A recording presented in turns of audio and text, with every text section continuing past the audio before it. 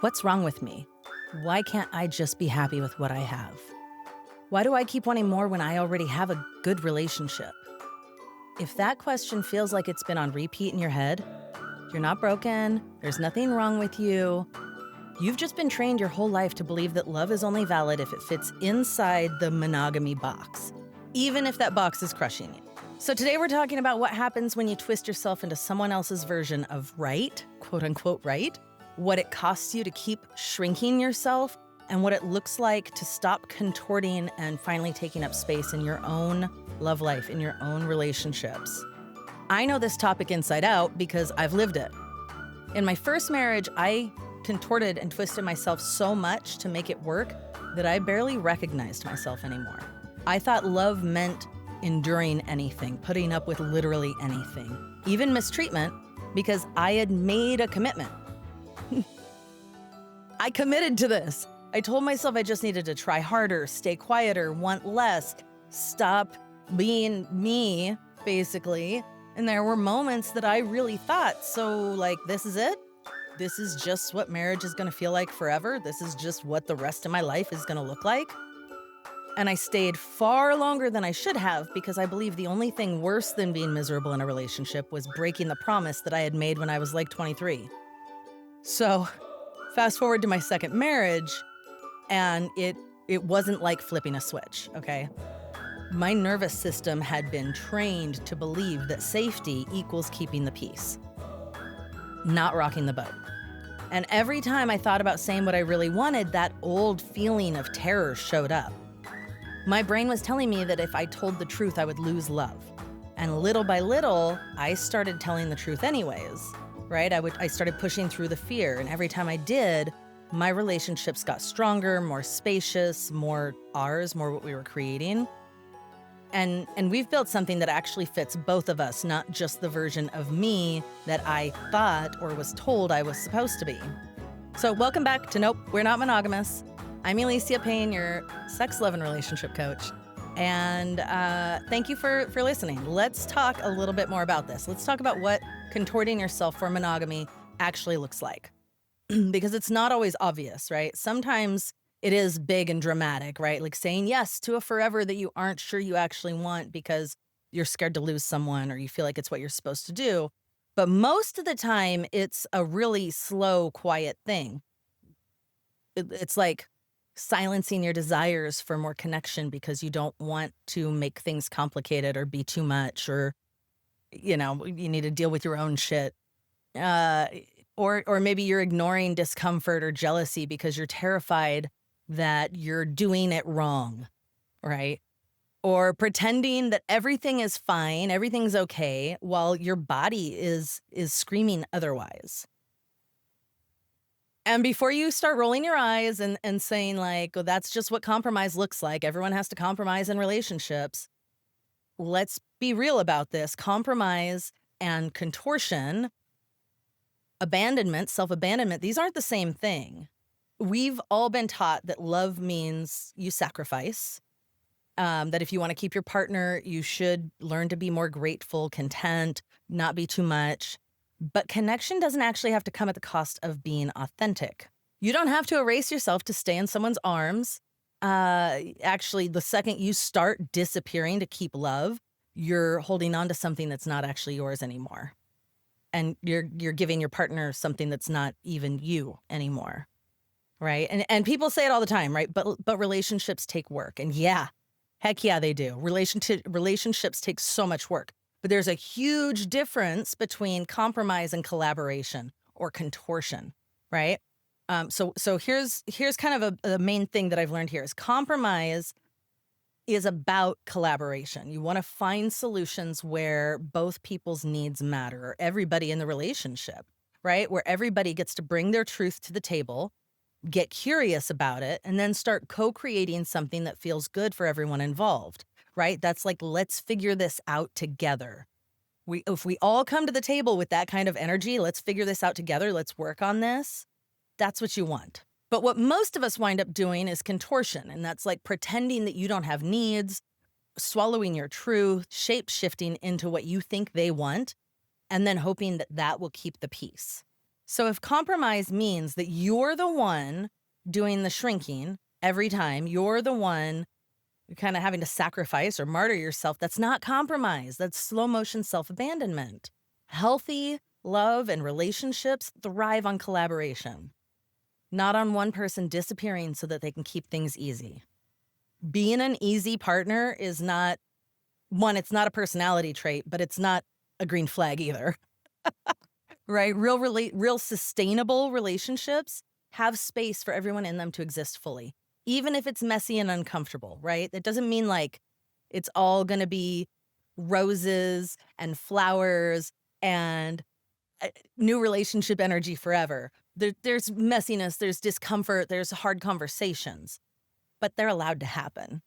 So let's talk about why growth feels scary, because expanding into your truth is terrifying. Sometimes it actually feels a lot safer to stay small, right? There's comfort in being predictable or having a predictable situation, even if that predictability is like slowly crushing you. And that's not just in your head, right? That's how our nervous system is designed. That's your nervous system doing its job. Our bodies are wired to keep us connected to what feels safe and what feels familiar, even if that safety and familiarity is not actually good for you. So if you've spent years shaping yourself around a partner, a relationship script, a cultural expectation, the way your parents' relationship went, then your nervous system has learned one thing: this is how we keep love. Love equals survival. Your nervous system has equated your relationship with a tribe, right? Or your cave mates, as if we were cavemen, right? Without Ugg sharing my bed, I will freeze to death. Or without Bug hunting, we will starve to death. Our brains have not evolved to the 21st century. They're still living in caves in the way that our nervous system responds to things. So when you start thinking about shaking things up, like wanting more connections, wanting a different kind of love, wanting to stop twisting yourself into knots, it can actually feel like a life or death threat, like a really scary situation. Your body might be screaming, like, if I change this, I'll lose them. I'll lose love. I'll lose connection. I'll lose safety. I won't survive. And even when you know logically that is the right thing to do, the healthy thing to do is to honor your truth, your nervous system might equate that authenticity with danger. And that's why even thinking about speaking up can make your chest tight, your stomach drop, your breath start getting shallow. And that's biology at work. That's not a weakness, okay? Your nervous system just hasn't yet learned that real safety doesn't come from being silent. Real safety doesn't come from not rocking the boat. It comes from knowing that you can show up fully and still belong, that you are accepted as you are. And you actually get to rewire that safety. You can rewire that safety. You're allowed to teach your nervous system that you can be completely yourself, fully yourself, and still be safe, still be loved, still belong. Caveat being maybe not in that relationship, depending on where you're at. But you absolutely can. And that's where collaboration with your partners or your partner matters most. When both of you learn how to create a relationship where honesty isn't dangerous, then expanding becomes possible. And not just for you, for both of you, for everyone in the relationship. Okay, I'm gonna give you a little practice. Try this right now. Okay, put one hand on your chest, one hand on your belly. Now take a slow inhale through your nose. And then exhale gently through your mouth.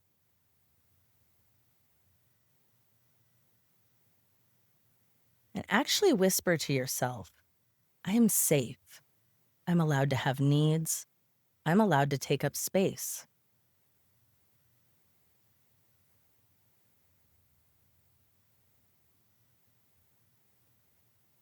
And repeat this until your shoulders drop even just a little bit. Breathing softly in through the nose, exhaling gently through the mouth, and repeating to yourself, I'm safe. I get to take up space. I belong here. What this does is it actually interrupts the panic spiral. That's like, don't say anything, don't ruin it, don't get in trouble. And this gives you a little bit more room to breathe This brings down that like adrenaline response. One of the things that I've learned is when I have that like panicky feeling in my stomach, like, oh my God, I don't want to say anything. I don't want to say anything. This is terrifying. I don't want to say anything. That is my signal to myself that I actually have to speak up. I actually have to say the thing for a couple of reasons. One, it's true. It needs to be said. And hiding it just makes it worse, makes this feeling worse. But two, this is actually how you rewire your nervous system to feel safe speaking up, feel safe expressing your own needs and desires, who you really are. Your truth is not a threat. And one of the most painful lies that we learn early on in our lives is that if you tell the truth about what you need, you'll lose love or you'll get in trouble. You'll be sent to the corner. You won't get a hug, right? Like we actually learn it really, really early on for most of us. And truth doesn't actually destroy real connections. It gives clarity. It clarifies the connection. It shows you where love is solid and where it was only conditional to begin with. And before you say, but my partner won't understand, remember that collaboration is not possible without your truth. If your partner never gets the real information about what you need or what you're thinking or what you want, you're both building a relationship around a fantasy version of you. That's not love, that's performance, and it's not fair to your partner either. And you're allowed to take up space. And I don't mean like metaphorical space. I mean like breathing room for your love, your desires, your whole freaking self. Monogamy is not wrong, okay? I would be the first to say that. But when it's this enforced, like one size fits all sweater, right? Like you squeeze yourself into here, it stops being love, it stops being loving, and it starts to feel like a straitjacket, right? You're allowed to create a relationship that you want. You're allowed to want more than one connection. You're allowed to want something different than the script you were handed. You're allowed to want honesty, freedom, tenderness, passion, intimacy, all at the same time. The right partner, the healthy partners won't just tolerate it. They'll want to collaborate with you to make sure both of you get to thrive and live a good life. Okay, I'm going to give you some tools for expanding without like blowing up your relationships. You don't want to blow everything up. You can stop contorting yourself and still keep your relationships, unless that relationship is very unhealthy and only works if you're not really you. So here's some ways that you can start. First of all, small and honest, okay? You don't have to drop a relationship bomb in one conversation. Start with really low stakes honesty to teach your nervous system that it's safe to speak up. Some examples are like, hey, I've been realizing I've kept quiet about some things that I want. Or, I love you and I'm learning how to express my needs more openly. Can we talk about those? The little truths actually pave the way for more collaboration in your relationships. So 2, you want to invite collaboration instead of conflict. Instead of showing up with a script that says things like, these things got to change or I'm out of here, right? You want to invite exploration and curiosity. I've been thinking about what love could look like for me and us. Can we figure this out together? How do you feel about the way that we've structured our relationship? When you lead your conversations with collaboration and curiosity, you create space for both of you to find solutions instead of choosing between either being connected or being authentically you. Okay, 3rd, you want to build emotional safety on both sides. It's scary to be honest if honesty feels like it's going to blow things up. Sometimes your partner is not trying to make you contort or fit into their box. They just don't know what's happening for you, right? So let them in. Focus on making space for emotions, both yours and theirs, without trying to fix it or shut them down. Emotional safety is what allows relationships to evolve instead of fracture. And when we collaborate, that collaboration thrives in a sense of safety. So 4th, you can actually test your foundation. Sorry to say it, but if the entire relationship is built on a version of you that isn't real, your foundation's already cracked. You're not risking love by being yourself. You're revealing whether the love you have is genuine or just a match to your mask, okay? So you can test that for yourself. And then the 5th thing is get support, okay? Get support. Don't try and do this all on your own. Big conversations are tough to navigate on your own. Coach, therapist, supportive communities. Any of these can help you untangle your fear from the truth and give you some tools to talk about non-monogamy, talk about your needs, talk about your desires without blowing up your connection. And sometimes learning how to collaborate needs guidance. Sometimes you need that kind of support. And then the sixth one is you want to regulate before you relate, before you are doing all this relationship stuff, right? So your truth deserves to be spoken, but in reality, your nervous system, if your nervous system is activated, if it's like full on danger, danger, you're about to lose love, you're going to get dumped, you're going to get divorced, whatever. If your nervous system's in that mode, your words come out shaky, sharp, mean, or just don't come out at all. So before you start a big conversation, try a quick grounding practice to remind your body that it's safe enough to speak. So first thing I'll suggest is like find your feet. Sit or stand and press your feet firmly into the ground. Feel their weight, feel the contact with the floor, the fact that the earth or the ground is holding you. And then breathe low and slow. Inhale through your nose for 4 counts. And then hold it for 2. And then exhale through your mouth for 6 counts. And keep repeating this until your shoulders drop, or go back a couple of minutes and just follow along. And then you want to anchor in reality. So look around the room, look around yourself. Name 5 things that you can see, 4 things that you can touch, 3 things that you can hear, 2 things you can smell, and a thing you can taste. Just bring your senses online, right? Like I can look around and you can't see it, but there's a ladder off camera here and my ring light.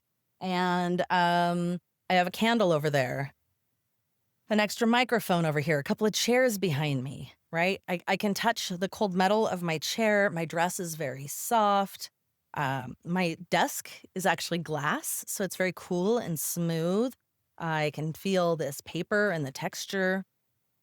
I can hear my fans going. I can hear the cars on the highway. I can hear the birds. I can smell my perfume, and I can smell the candle that I've got burning. I can taste the water I'm drinking. When you bring all of your senses online, this is very grounding. It tells your nervous system that you don't need to be in fight, flight, freeze, or fawn, that you are actually okay. And then give yourself a safety phrase, like some sort of mantra, something you can repeat to yourself. I'm safe. My truth is safe to share. Love can handle honesty. Okay, when you calm your body, you make space for curiosity, for collaboration, for deeper connection, and not fear-driven people-pleasing, which is probably what you've been doing if you're still listening at this point. Okay, so here's what I know. There's nothing wrong with you for wanting more. You're not failing at love because monogamy or some specific relationship style doesn't fit or doesn't work for you. The only love worth keeping is the kind that makes room for all of you, for the real you. And if you're tired of twisting yourself into someone else's version of right, maybe it's time to see what standing tall feels like, right? So if you want support untangling all of this conditioning and figuring out what love could look like when you're finally being you, what it looks like when you start asking for what you want, or even how to ask for what you want, you can check out my program, Breaking Free from Monogamy. We do this work together. You don't have to figure it out alone. You can go to my website, aliciapayne.com. Click on programs, click on work with me. I don't actually know what it says. I can't remember. If this episode has resonated with you, drop a comment, send me a DM, or send it to someone else. Share it with someone. I would love to hear what's going on for you. And thanks for listening. Bye.